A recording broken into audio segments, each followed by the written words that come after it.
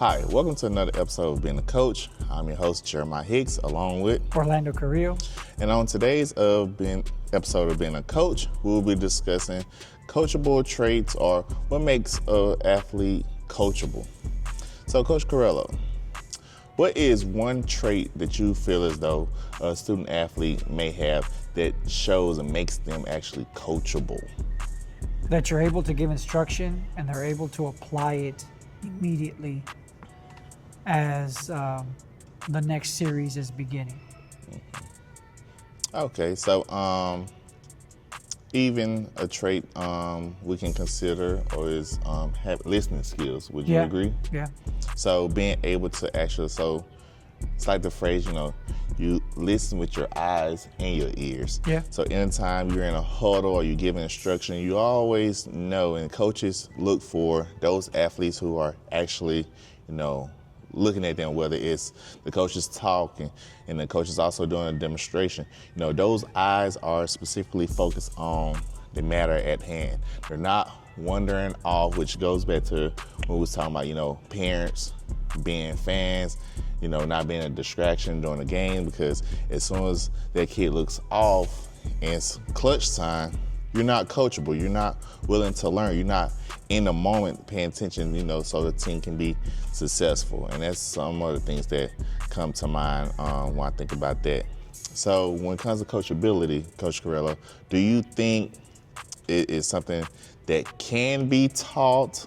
Is it taught at first, or is it automatically inherited? They're already coachable, or just what are your thoughts on that? I think coaching, I think that it can be taught. I think that being coachable can be taught. You have to learn to be able to listen. You need to be able to learn how to take criticism, because a lot of times the coaching aspect of it comes with some criticism. Like this, you do this, you need to do this more, you need to do that more, and it does strike a chord with the athlete. And so them being able to internalize it, listen, and then do is a big part of it. But I think it can be taught. I totally agree. And even thinking about it being taught, I think about for us. So as we mentioned last episode about coaches, we're educators first, and then coaching comes second. With coachability within athletes, it being taught, them learning, it starts at home. Yeah. Like even as educators, like, we tell parents and students alike, who they are always starts at home. So parents discipline those kids and making them sound and grounded. So once they come to us and showing their respect, it's easy for them to take heed to constructive criticism, or either just understanding, hey, you must listen first in order to respond. You don't just listen to respond. It's how you respond after you have, communicated and understood the task at hand that has been given to you, and then you execute that plan. So I totally agree with you as well. So coachability is something that's definitely taught to student athletes, and it starts at home. It's not just automatically developed on the court or on the field. It's developed at home with the student athletes home, their parents, their siblings. So that was something good to also consider.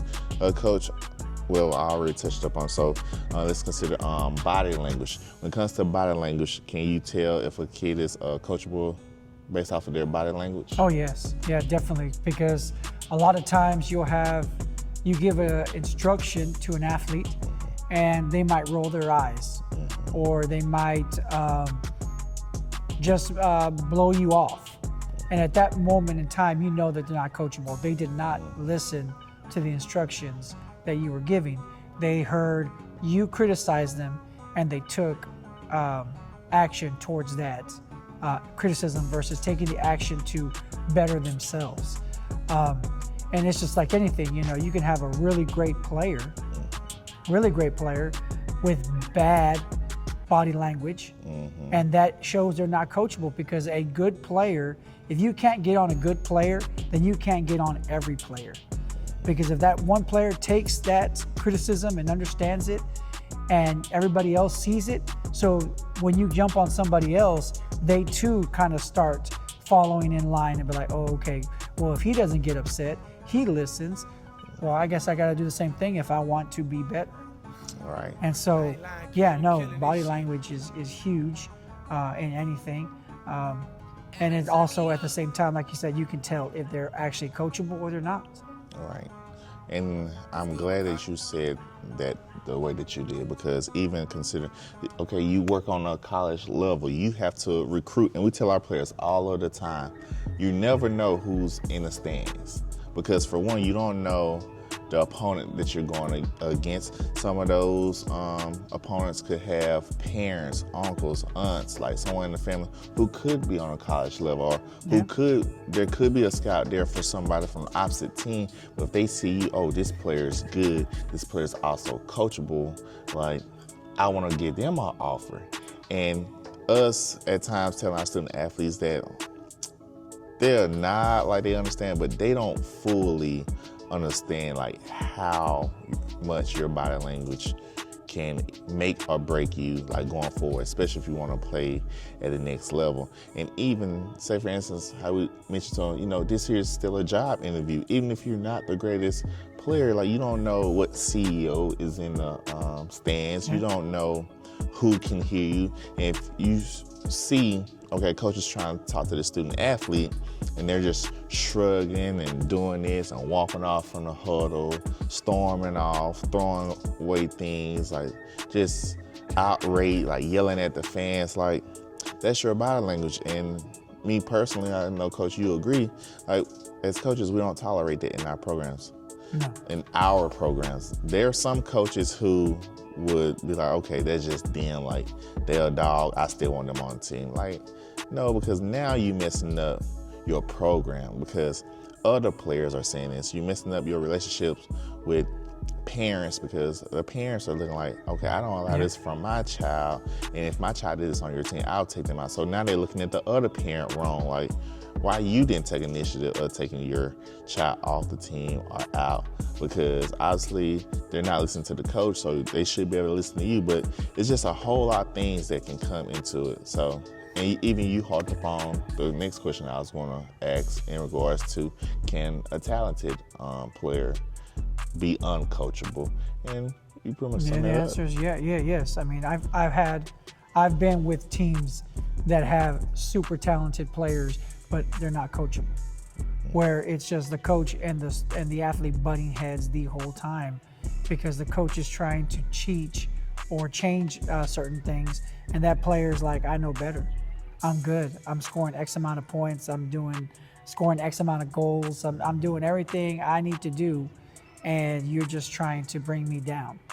And so that's the biggest thing, is understanding that you can have really great athletes, but then be uncoachable. And as working in the college ranks, like I think that's one of the first questions we ask their high school coaches is, are they coachable?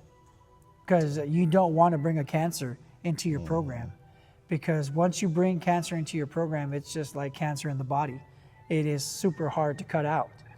And it's just something that will jeopardize your whole program and your culture that you are building in your program. And so it's a lot harder to correct that if it's not corrected at a young age. Exactly.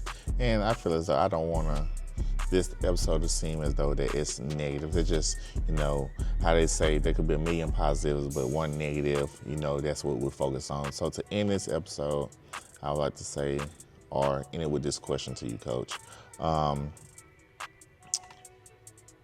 What are some things that you notice in a kid that is coachable and that will show that they will have success later on down the line? A player that listens during a huddle or a timeout. A player that uplifts his teammates or her teammates. A player that asks questions like, what else can I do? And are really meaning that, and not just saying it just as word vomit. Like, hey, what can I do, coach? How can I get better? Do you need help with something? But again, big overall is just being a good teammate. Being a good teammate, understanding that when we talk to them, it's for their own good and the good of the team. Exactly. Hey, well put. And I totally agree with you on that. I have nothing else to add to that. So please, going forward, if you're not coachable or if you are coachable, you always have room of getting better.